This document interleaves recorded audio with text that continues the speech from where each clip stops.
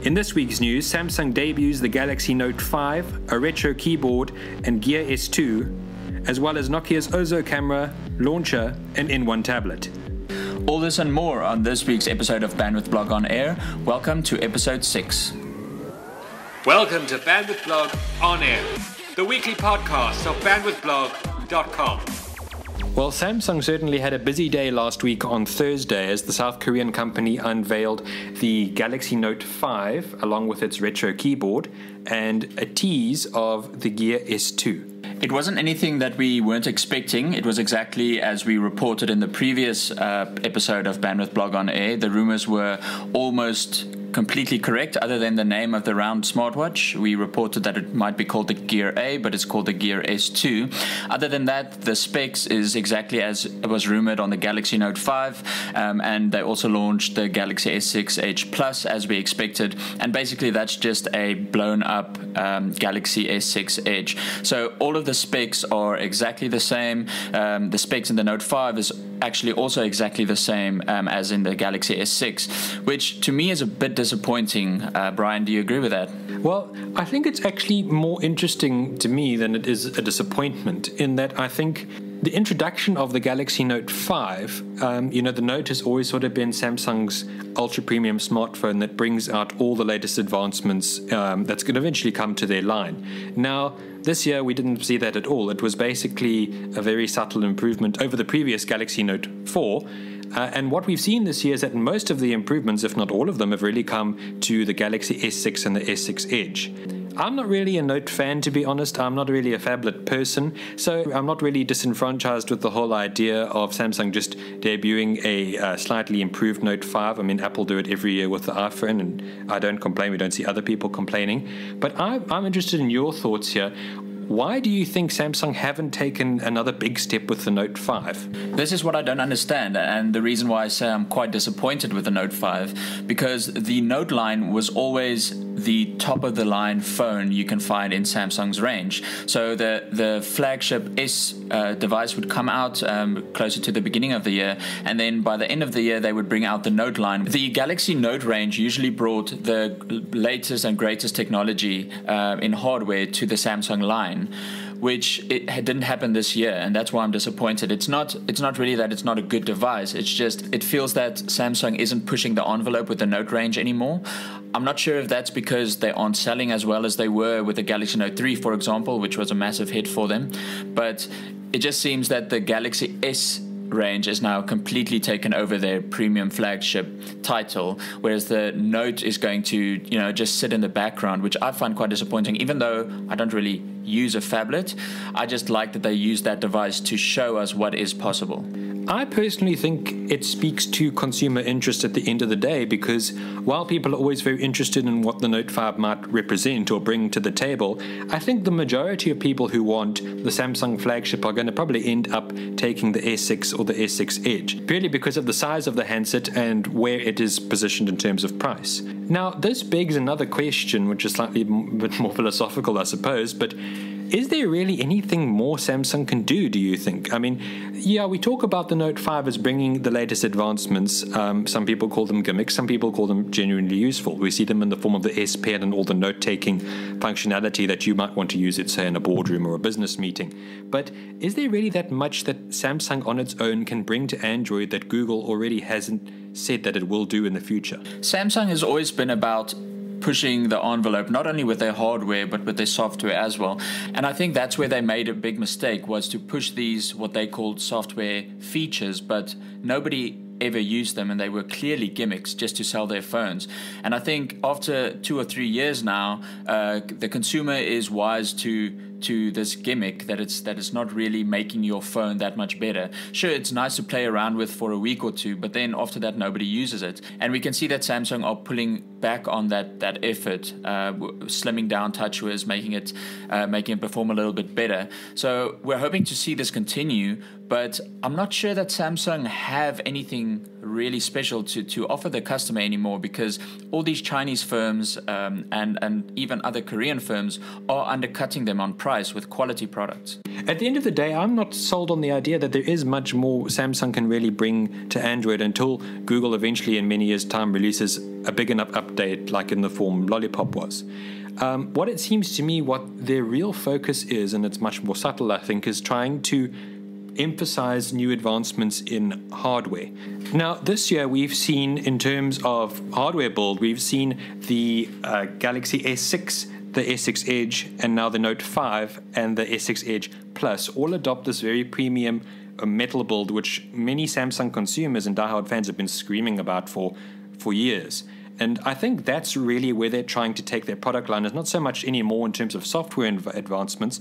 I think there's only so far up the ladder you can climb. I think now what they're trying to do is sort of reinvigorate all their models across a broad range of markets into a new, let's say, more uniform, more pleasant design factor that emphasizes all this metal and glass. Now, we've seen this as well with, we don't know a hell of a lot about it, but we've seen a teased image now of the Gear S2, which is going to be Samsung's first circular metal smartwatch. In the images that they showed at the press conference, I think it's a massive step forward in terms of quality of the design, because the previous smartwatches and other wearables we've gotten from Samsung really wasn't great, and it didn't feel good on the hand, on the arm. For example, the first Gear S was completely different than the Gear S2, so that's why we're quite surprised that they've kept that naming convention. But it was a rectangular smartwatch that was curved, and it was massive, and it actually functioned as a cell phone and not just as a wearable. So it will be interesting to see where they go with this design. The other thing that might be concerning to some, but Samsung are going to stick to this, is the fact that it is running Tizen and it won't ever be running Android Wear. Do you think that's a concern for the company trying to sell these products? In all honesty, a concern for the company, no, I don't actually think it is, because I think the majority of people who are going to go out and buy a smartwatch, now we're talking about the absolute majority, not the tech enthused like maybe some of our listeners or you and I, aren't particularly aware of the operating system on the phone. They might know the name, but I mean, the actual nitty-gritty stuff, many of them aren't familiar with. And I don't think that's really going to stop consumers from going out and A, being interested in, or B, buying the actual Gear S2. What I think it's an interesting move on Samsung's part, maybe to sort of reinvigorate Tizen into their wearable devices, and maybe try shore up interest with some of their lower end phones which run Tizen. It'll ultimately either succeed or fail based on the ecosystem. If Samsung, I think, can integrate Tizen effectively and create a nice platform that syncs amicably between a wearable and a smartphone, I think great. I think they've gotten a great avenue to get those products out there. But if they don't, and if they never bring sort of the ecosystem that Android Wear and normal smartphone versions of Android bring, I think it's going to flounder. Whether the actual consumers at the end of the day are going to be made thoroughly aware of this, I don't know. But I think within a period of months to years, I think people will become aware that there are limitations of this Tizen ecosystem if Samsung don't pounce on that right now and sort of solve that issue before it blossoms. In a similar vein, I'd like to talk to you about Nokia, because we haven't seen a lot of them since they've sold their devices division to Microsoft. Now, recently they've come back onto the market with the N1 tablet that was running Android, which was actually quite a while ago. And now recently we've seen the Ozo camera, and we know that they're preparing Android phones. And it just got me thinking about, where is Nokia in the market today? How can they still survive? Can they build a following? And will people still buy their products if they use Android? Well, I think that's the million-dollar question. Where is Nokia? And to be honest, I'm not even sure they know. But what we've seen so far this year is that we've seen the announcement of the Ozo camera. Now, let's just emphasize this isn't really a camera that's going to be aimed at your average consumer, and more it's aimed at professionals and movie technicians, that sort of environment. And what that does, a 360-degree camera that'll sort of capture video and images from all sides at once. And we've also seen them introduce the Z launcher for Android as well as their own N1 tablet. And I think Nokia are really trying to find their eventual destination outside of Microsoft's Windows Phone. And I think that's a really difficult thing to do, because I think Nokia, in many ways, as a brand, has become synonymous with the use of Windows as a platform. So to sort of develop their own stake in Android is quite a difficult task, I imagine. I think one of the easiest ways into that, which they have done, is to create an Android launcher. Nokia's Android launcher is called the Z launcher. And if I think they were able to market that and make a really good product, it would interest people in the brand on the Android platform, which would be quite a natural springboard to create an Android-based smartphone. What I'm not quite sure of, and what maybe you can clarify, is how do you think Nokia intend to do this? Because Nokia, at least in South Africa, are quite synonymous with really budget, effective, hard-wearing phones. Where do you think they could take this with Android? The Z launcher is actually not the answer. I think that normal people don't really put launchers on their Android devices. They don't install new launchers on their Android devices. So that's probably not the avenue to get people interested in an Android running Nokia phone. It is most likely going to be a budget Android phone, just because that's where the market is. It's not where the margins are, but that's where the majority of cell phones are selling. And I think it would be an interesting proposition if Nokia would position themselves in these emerging markets as the leader running Android One, which is Android's super slimmed down software which they use on budget devices. Whether they will do that, I'm not sure. They will probably aim at the higher segment of the market as well. But I do think for Nokia to be successful, they have to focus on the lower end of the market, and they have to push that as hard as possible. Once they get that following and maybe perhaps get some new people interested in a Nokia phone, then they can push the higher end a lot harder and maybe compete at the top level where the margins are much better. Well, what Nokia did actually not too long ago, just prior to their buyout by Microsoft, they unveiled what was called the Nokia X and XL. And what that was, it was an Android smartphone, but it was skinned to look like Windows Phone. Now, in our view, those phones were rather horrendous. And so it's my hope personally that if they do bring out an Android phone to the market, that they don't take that route again. I think Nokia need to sort of develop a version of Android, or let's say a skin at least, that sort of looks unique to their smartphone platforms. Whether they'll be able to do that, I don't know. I think the majority of us like a very simple and slim Android experience that doesn't get in the way of the phone. What Nokia are selling at the moment is an Android tablet in the form of the Nokia N1. And now that's quite an interesting avenue to broach, because if they can secure that budget end of the market, I think they potentially might do quite well. We still see a lot of interest in South Africa among, let's say, maybe youth and the elderly in the form of Nokia's phones. So they definitely do still have a brand resonance here. But again, it's really all up to them, and I think it's going to be a really, really hard journey to break free of the Microsoft Windows Phone mold that's dominated them now for so long in terms of product exposure. For those that are interested, the answer to the question to enter our PlayStation TV giveaway competition is the Gear S2. Review Spotlight, where we discuss our thoughts on the latest review devices to reach our hands. Well, we're going to be doing something a little bit different for this week's review spotlight, in which we're going to have a wearable smackdown. We've got on our desk in front of us, we have got the Jawbone UP2, the TalkBand B2, the Withings Pulse Oxygen, the Jawbone UP Move, and I have no idea if I'm pronouncing this right, the Withings Activité Pop, as the French would say. Well, in all seriousness, I believe it's called the Activité Pop, but we'll get as French gets. Now, we're going to give you a brief overview, sort of where we think the strengths and differences of these devices lie. And we're going to talk about them more from a fitness point of view. The TalkBand B2, as it's mentioned in the review that was published on the site this week, functions both as an earpiece and a fitness tracker. So we're going to view these devices all from an equal plane, which is fitness tracking. Well, first off, as we discussed last week with the Jawbone UP2, it's a really accurate sleep tracker, which is something quite unique to this device. Also, the price point is quite competitive, so I think some people might really enjoy it for what it delivers. Second up on our list is the TalkBand B2, which I've been using for the past 2 weeks, and I published a review on just this morning as we're recording. The last 3 devices we only got on our desks today, so we can't tell you that much yet, but let's just discuss them quickly. First of all, the Withings Pulse Oxygen is also quite a unique product because it's one of the only wearables that can measure your blood oxygen level. Why that would be so important to the most of us, I'm not sure, but apparently Withings feels that it is.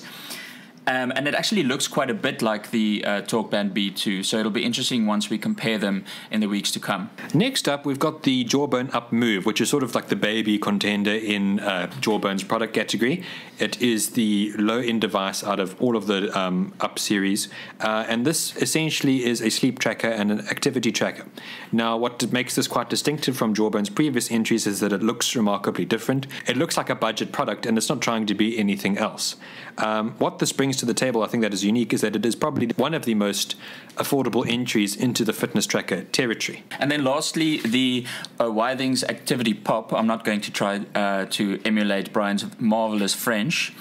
It's actually the device I'm on the table that I'm the most excited about because it's one of the only fitness trackers that can actually pick up if you're swimming, and I prefer swimming to jogging. So I'm really excited about testing this out over the next couple of weeks. I actually took it for a swim this morning, and without having to have any input into the device or the app, it just picked up that I was swimming without any additional information from me. Now, we've got the review of the TalkBand B2 out today, and we'll have a detailed review by Theunis of the Jawbone UP2 out in the weeks to come. So we'll deal more with these 3 devices now in this discussion, but we'll consider them all as a whole for what they bring to the table.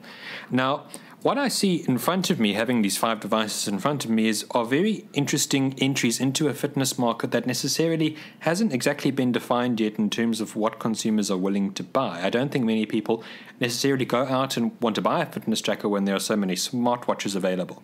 Now, I haven't reviewed it personally, but the Jawbone UP Move represents a very interesting product to me because it is an extremely affordable entry into the fitness tracker market. And I think many people have reserves over buying a fitness tracker simply because of the price difference you get in between something that essentially is so basic as a fitness tracker or something that is more capable like a smartwatch, be it the Apple Watch or something that's running Android Wear or Tizen.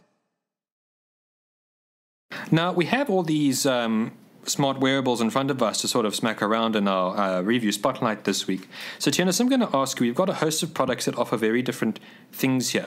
What are the core features do you think that a fitness tracker should provide? Where do you think that these features should take us, and what should we have as sort of the normative experience of a fitness tracker? In essence, all activity trackers should do 2 things very well, and that's your step counting, whether it's walking or jogging, and then sleep tracking. These 3 devices differ in that extra functionality that they bring to the table, or in the UP's case, that doesn't bring anything additionally, but it's very cheap. So at the end of the day, it would just come down to what your needs are for a fitness tracker. For example, the Withings Pulse Oxygen is the only one that has a heart rate monitor between all of these, and as I said previously, it can measure your blood oxygen level. So those are for the people that need to have these things at an optimal level to push their fitness as hard as possible. Then the UP Move is the budget option, and then the Withings Activité Pop it's the only one that is waterproof, and as I said, it can measure your swimming activity. But interestingly, it's also the only one that doesn't need charging, so it works with a old-fashioned watch battery, and it'll last you about 8 months before you'll have to replace it. So I think it makes it a very interesting addition to this lineup. Now, what Theunis and I are about to do in this coming week is that we're going to have hands-on time with the remaining 3 of these devices we've not reviewed so far. Now, what we're going to do is that next week on the 7th episode of Bandwidth Blog on Air, we're going to bring these 5 devices to the table, and we're going to discuss what either makes or breaks these fitness trackers in terms of the functionality and price point that they bring to the market. We'd also like to include you in that discussion, so if you have any questions about any of these wearables or anything else for that matter, pop us an email at editor@bandwidthblog.com. That's all for this episode of Bandwidth Blog on Air. Thank you very much for joining us, and be sure to join us next episode for part 2 of our review Smackdown. Thank you very much for joining us, and we hope to see you next week for episode 8 of Bandwidth Blog on Air. You've been listening to Bandwidth Blog on Air, the weekly podcast of bandwidthblog.com.